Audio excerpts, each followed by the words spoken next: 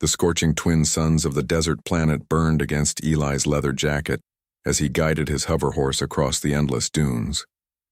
His boots sank slightly into the red sand with every step, and the wind carried sharp grit across his face.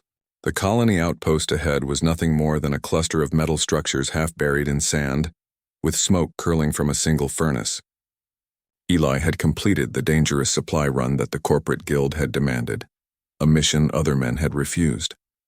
They said the canyon was haunted, that aliens had ambushed travelers before, and that no human had ever returned with the goods intact. Eli had returned, and he expected the reward he was promised, credits enough to repair his ship and buy more supplies. As he reached the outpost, the gates opened with a loud clang. The familiar face of Guild Representative Vance emerged, a tall man in a dark uniform with badges glinting in the harsh sunlight.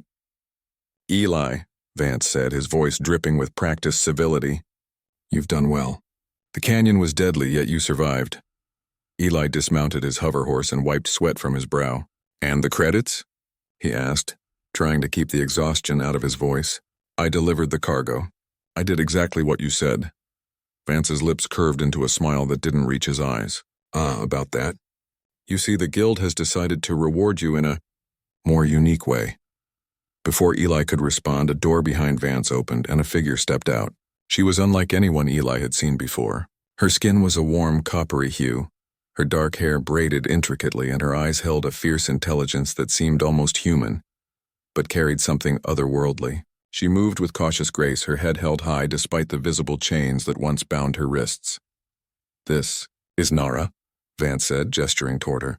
"She is your reward." Eli's brow furrowed. "Reward? I was promised credits, not a person." "She's a skilled fighter and knows a great deal about the canyon territories," Vance replied smoothly. "We thought she would serve you well. Consider it a token of our gratitude." Eli's jaw tightened. "You can't just—" "She's not property. She's a person." Nara's eyes narrowed slightly, scanning Eli with suspicion and disdain. "I am not property," she said, her voice calm but firm. "I am not yours to command." Eli nodded, appreciating her courage. "Good," he said, "because I don't take slaves. Whoever sent you, I won't treat you like cargo. You're free to leave if you want." Nara studied him, weighing his words. The chains she had worn for years were gone now, but the instinct to trust no one was deeply ingrained. Finally, she gave a small nod. "Then I stay, not because I must, but because I choose to. And I will not be a burden." Vance rolled his eyes. "She's highly trained. You'll need her if you plan to survive the territories ahead. And don't think of returning her. She's considered dangerous by our rivals." Eli glanced at Nara. "Dangerous?" he asked. She smirked faintly. "You have no idea." That evening, as Eli settled in the outpost, he and Nara sat by a small fire outside. The twin suns had set, leaving the sky a deep orange and purple, and the first stars of the planet twinkled faintly. "I don't understand," Eli said quietly. "Why would they think this is a reward for me?" Nara shrugged. "On your world, people measure worth by money and power. On mine, we measure it by survival, skill, and freedom. The guild only sees me as useful, or valuable." Eli nodded slowly. He had spent years wandering dangerous lands and surviving by wit and skill, yet he realized that he had never faced someone like Nara before. "Then let's make a deal," he said. "We look out for each other. You teach me what you know about these lands, and I keep us both alive." Nara tilted her head. "And why should I trust a human?" "Because," Eli said, smirking despite the tension, "I don't lie well, and I've never been good at betraying someone who can kick my ass." She laughed softly, a sound that carried easily in the quiet desert night. "Fair enough. Then we walk together. For now." The next morning brought danger sooner than they expected. A band of desert raiders appeared on the horizon, their hoverbikes kicking up clouds of red dust. They wore crude armor, and their faces were obscured by scarred masks. Nara's eyes sharpened. "They've been hunting me," she said quietly. "I told the guild I could handle myself. But they never stopped looking." Eli gritted his teeth. "Looks like they found you. Let's see if your skills are as good as they say." The raiders charged, and Eli fired his twin pistols, precise shots cutting through the air. Nara moved with deadly grace, her alien weapon striking with exact timing. Together, they formed a seamless defense, Eli covering from distance, Nara weaving through attackers with agility and skill. Eli realized, mid-fight, that this was unlike anything he had faced on the frontier. These raiders were clever, relentless, and coordinated, but Eli and Nara were faster. By the time the last raider fell, the sand around them was strewn with smoke, scorched metal, and broken equipment. Breathing heavily, Eli glanced at Nara. "Not bad for a reward," Nara smirked. "You're not bad yourself for someone who thinks a gun is all you need to survive." That evening, as they patched wounds and repaired equipment, Eli asked, "Why didn't you escape before? Surely you could have gone further." Nara's eyes darkened. "I tried. Every time I fled, they captured others. I stayed alive, waiting for someone who might treat me as a person, not a tool." Eli nodded slowly. He realized the magnitude of what he was dealing with. Not just a skilled warrior, but someone who had survived unimaginable hardship. Respect for her courage grew within him. Days passed as Eli and Nara traveled across the desert planet. They shared stories, both human and alien, laughing quietly by campfires and strategizing for the next challenge. Eli learned of Nara's homeland, the Apache-like clans on a distant moon, who valued freedom, knowledge, and harmony with nature. Nara taught Eli survival skills adapted to alien terrain, how to track creatures that hid in the shifting sands, how to find water where none seemed to exist, and how to read the subtle signs of other sentient beings. Eli, in turn, shared his human ingenuity, improvising weapons, repairing machinery with limited tools, and devising strategies to outsmart larger forces. Their bond strengthened. Not a romantic bond yet, but one rooted in mutual respect, reliance, and understanding. Then, the unthinkable happened. While navigating a narrow canyon, they were ambushed by another group of raiders larger and better armed than before. Nara's eyes widened. "They know I am with you," she said. "This is not coincidence. They want me back, and they won't ask nicely." Eli readied his pistols. "Then we fight side by side. No tricks, no running. Just survive." The battle was intense. Rocks fell from canyon walls. Plasma weapons fired in arcs of green light, and the sand turned red with dust and sparks. Eli and Nara moved as one, anticipating each other's actions. Nara's alien reflexes complemented Eli's human ingenuity. Together they outmaneuvered the attackers, using the canyon's tight turns to trap their enemies. When the last raider fell, Eli looked at Nara, chest heaving, sweat and grime covering his face. "We make a good team," he said, almost breathless. Nara's lips curved in a small smile. "Perhaps, but don't think I'll go easy on you next time," Eli chuckled. "Wouldn't want it any other way." As they camped that night under the stars, Eli felt a sense of purpose he hadn't felt in years.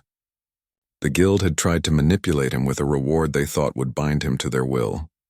Instead, he had found an ally, a friend, and perhaps something even greater, a reminder of why humanity survived in the first place: courage, integrity, and the ability to stand up for what is right.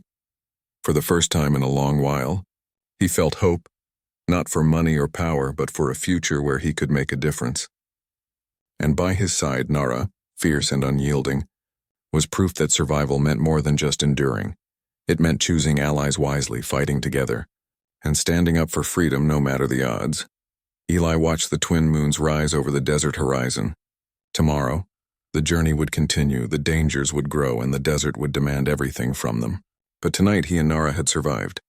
And in this harsh world, survival was the first step toward victory. The desert planet stretched endlessly before Eli and Nara, its dunes glowing in the pale light of dawn. The twin suns had barely risen, casting long shadows across the sand, but both of them were already on the move. The ambushes had made it clear. Staying in one place was no longer an option.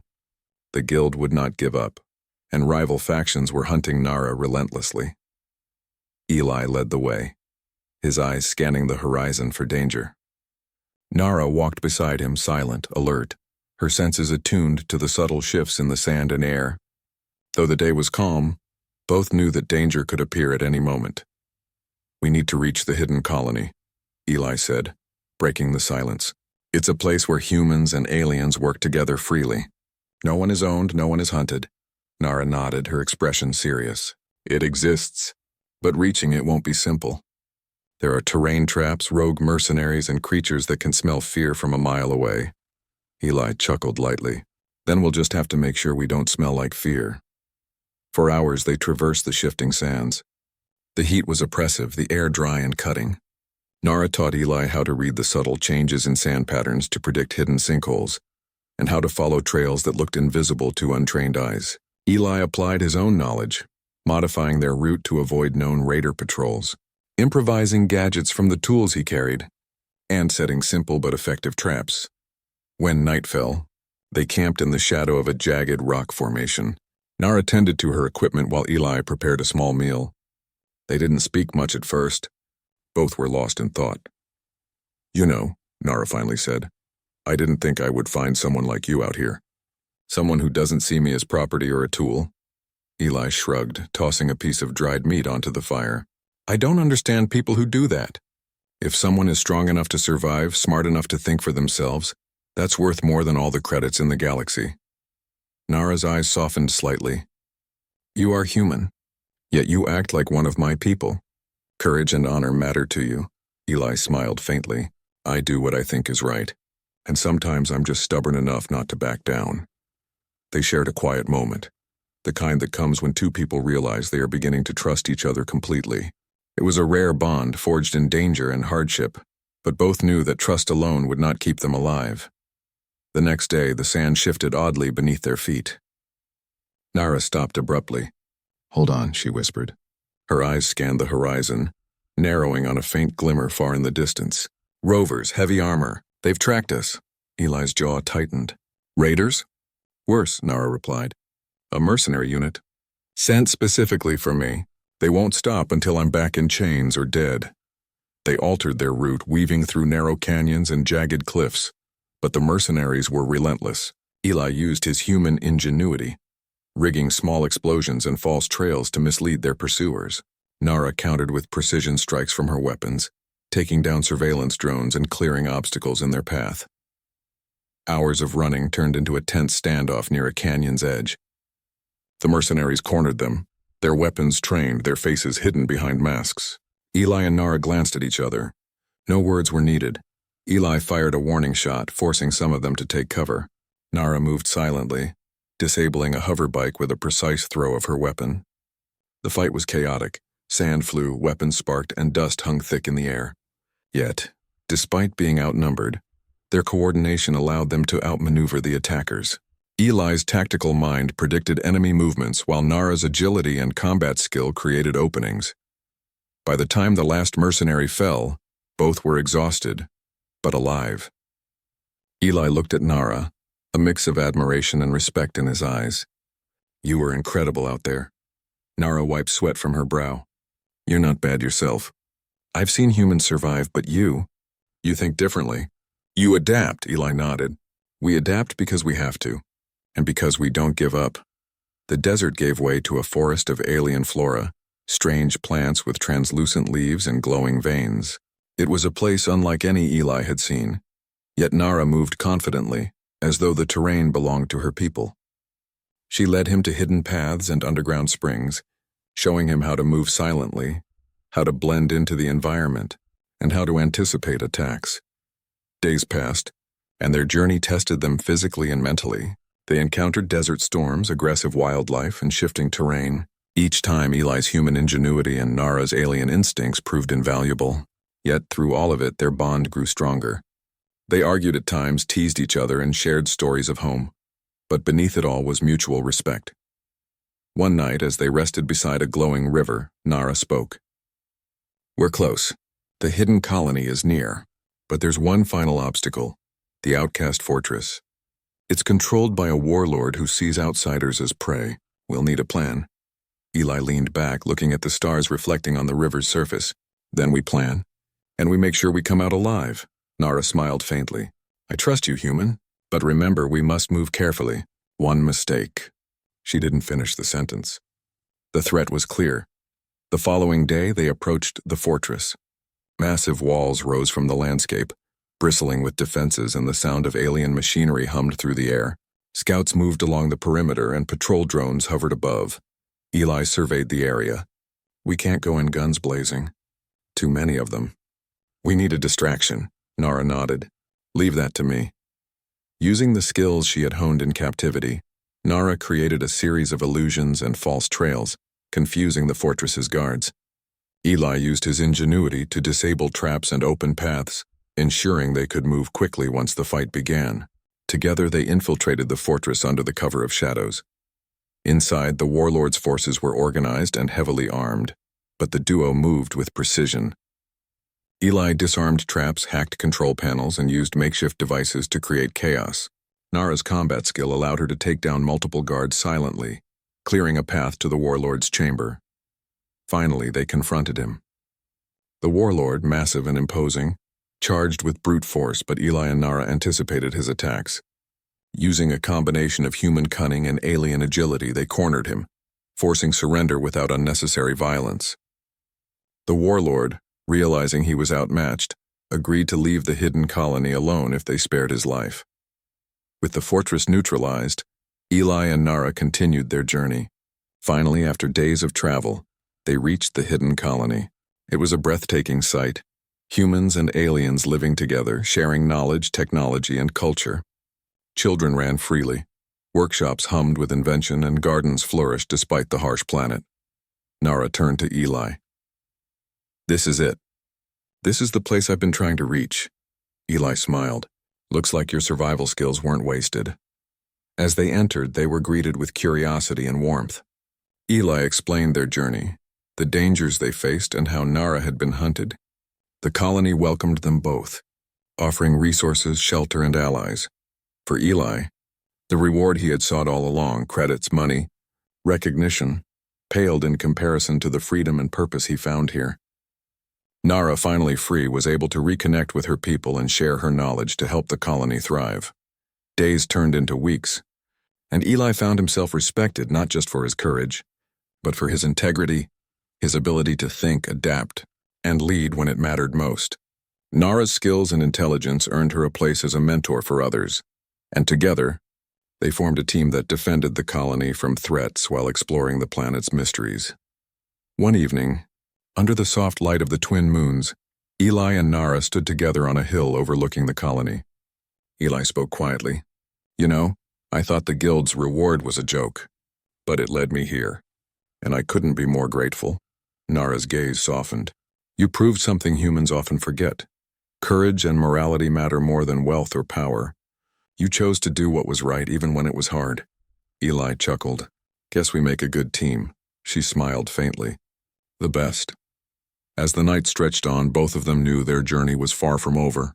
Threats would come, challenges would rise, and danger would never truly leave the desert planet. But together they had learned to survive, to trust, and to fight for something greater than themselves. In the heart of a harsh alien world, a human and an alien had found something more valuable than gold or reward: freedom, friendship, and the knowledge that humanity's true strength lay in courage, integrity, and the ability to unite across worlds. And as the stars glittered above, Eli realized that this was only the beginning. Together, he and Nara would face whatever came next, proving that even in the most hostile lands, humans could rise, not through domination, but through honor, wisdom, and the courage to stand for what is right.